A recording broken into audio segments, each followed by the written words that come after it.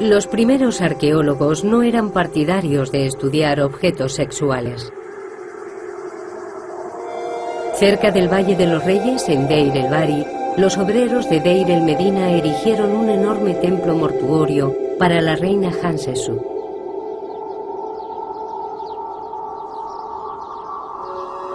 En un santuario dedicado a la diosa Hathor, los excavadores encontraron una amplia colección de penes de madera que podrían haber sido utilizados en ritos de fertilidad.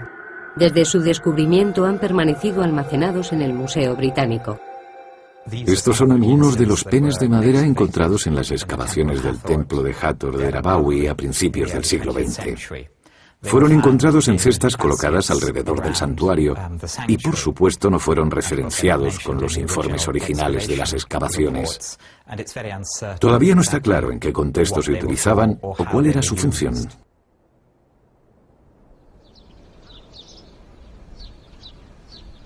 Encima del templo hay cuevas que los obreros de Deir el-Medina utilizaban para resguardarse del sol de mediodía.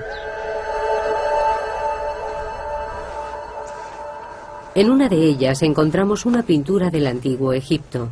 El profesor Mohamed el-Baili, director de antigüedades del Valle de los Reyes, mantiene esta cueva cerrada al público.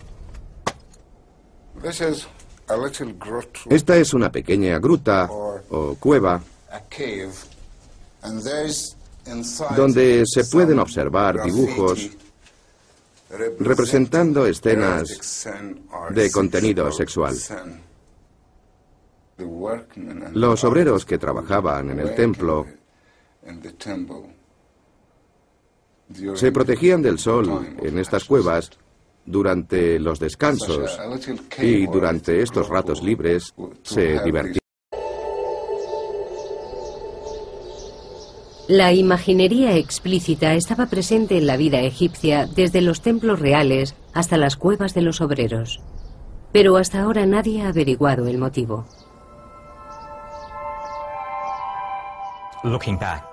Echando la vista atrás, es fácil suponer que el pudor típico de una cierta época haya podido entorpecer el estudio de este material. Pero no hay que olvidar que cada época tiene sus tabús y temas de los que la sociedad prefiere no hablar. Los documentos encontrados en Deir el-Medina están empezando a dar una idea más clara de por qué los antiguos egipcios estaban tan obsesionados con el sexo. Te dejaré admirar mi belleza, cubierta por una túnica del mejor lino, empapada de aceite de canela.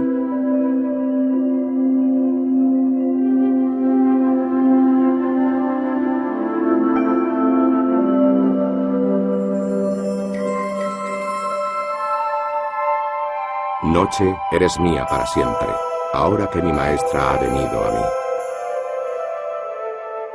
La beso y sus labios me responden. Estoy muy excitado incluso sin haber bebido cerveza.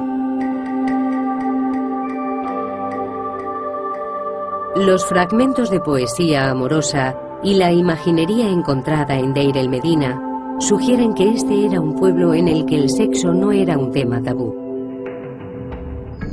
Es probable que no se ocultara ni a los propios hijos. Hay ciertas imágenes en las que observamos a una pareja en el acto sexual, en presencia de niños, lo que nos indica que la idea de que este tipo de actos deban ser ocultados a los niños es una concepción occidental y perteneciente a la tradición europea. Y si nos fijamos en la historia de Europa, nos daremos cuenta de que hace varios siglos las familias vivían todas juntas en casas muy pequeñas, compartiendo la misma habitación y a veces la misma cama. Creo que tenemos que recalibrar nuestras sensibilidades a este respecto. Tenemos que superar la idea de que se trata de algo ritual. Realmente formaba parte de la vida doméstica. Para los egipcios estas esferas se entremezclaban fácilmente.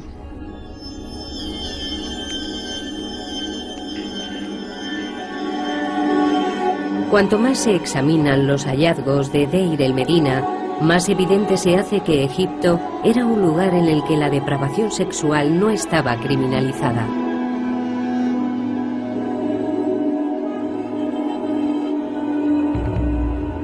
En el pueblo, Paneb, un ladrón y asesino con un apetito sexual insaciable, se acostó con todas las mujeres del pueblo, ganándose la enemistad de muchos. Su comportamiento fue denunciado y está recogido en el registro del tribunal de Deir el-Medina. El escriba recoge testimonios que aseguran que Paneb se acostó con varias mujeres casadas, incluidas una mujer llamada Hel y su hija Wegbet, que luego le entregó a su hijo, Arpekti, que se acostó a su vez con ella. Creo que el escriba se lo pasa muy bien y disfruta mucho recogiendo estos testimonios en contra de Paneb. Cuando escribe las palabras realizar el acto sexual con Neg, al principio del documento, está escrito con muchas florituras que dan la sensación de que realmente disfrutaba difamando el nombre de Paneb.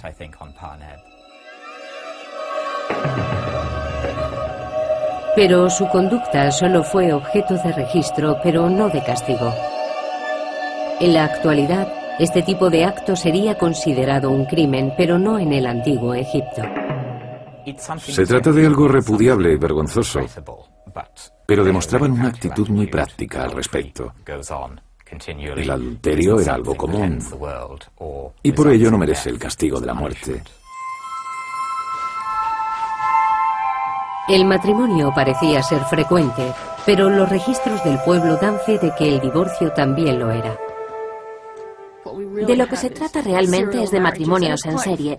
Era normal que la gente se casara 3 o 4 veces. Hay casos conocidos de mujeres también, que se casaban con varios hombres en diferentes momentos, manteniendo relaciones paralelas. El concepto de matrimonio era muy informal.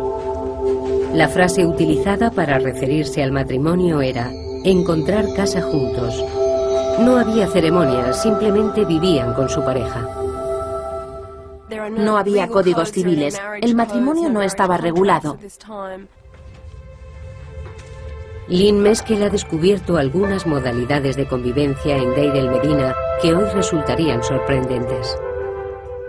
Existían mujeres que eran criadas o esclavas, que el marido llevaba a casa cuando su mujer se quedaba embarazada. De esta forma, el hombre podía seguir teniendo hijos que eran parte de la familia, y a veces estos hijos llegaban a casarse con gente notable. La esclava o criada, por su parte, veía cómo se elevaba su estatus y pasaba a formar parte del hogar. La convivencia era muy flexible y existían modalidades para todos los gustos. Lo que a nuestros ojos es algo realmente increíble e inapropiado, para los egipcios funcionaba muy bien. Los antiguos egipcios eran tan liberales que no parecían preocuparse por la virginidad.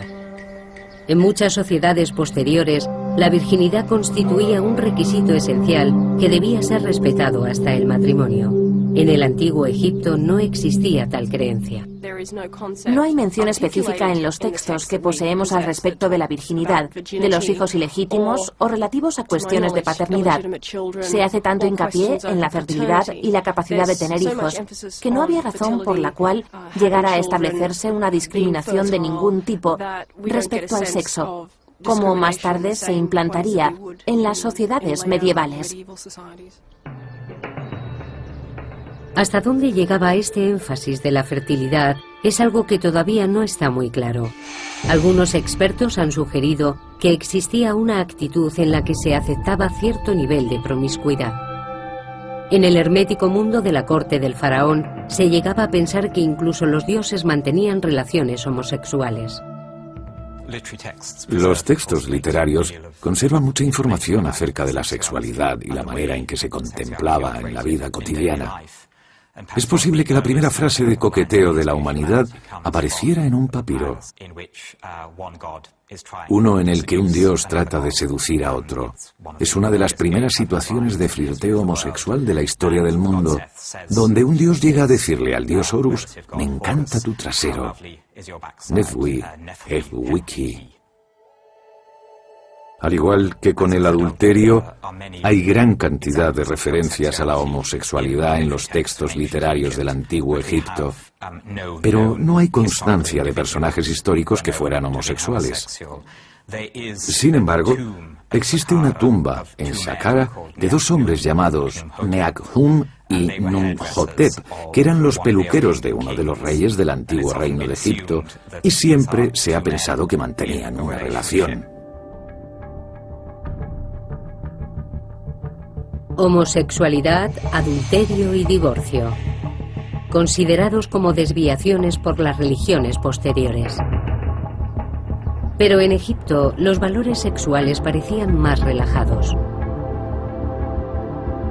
Una de las claves reside en las características geoclimáticas del país. La vida en Egipto era precaria, las sequías eran frecuentes.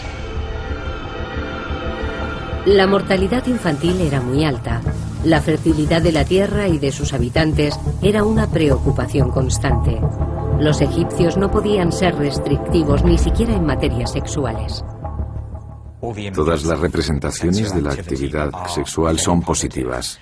Son consideradas fuente de creación, fertilidad y, en muchos casos, de protección. Nunca se contemplaba desde un punto de vista negativo. Con las evidencias rescatadas del asentamiento, la utilización de la imaginería tanto en los hogares como en las tumbas y los relatos mitológicos relativos a la creación del mundo, creo que estamos en disposición de afirmar que la sexualidad era una parte esencial del día a día y que no se limitaba a una esfera de intimidad e incluso clandestinidad como ocurre ahora. A pesar de que sería un error contemplar esta sociedad como una utopía sexual, habría que enfatizar el hecho de que se trata de una cultura de hace varios miles de años. Para los antiguos egipcios, el sexo era tan propio de la condición humana que tampoco merecía grandes discusiones. No existían psicoanalistas que conjeturaran al respecto de las fantasías sexuales y acerca de su significado. Era simplemente un aspecto más del día a día.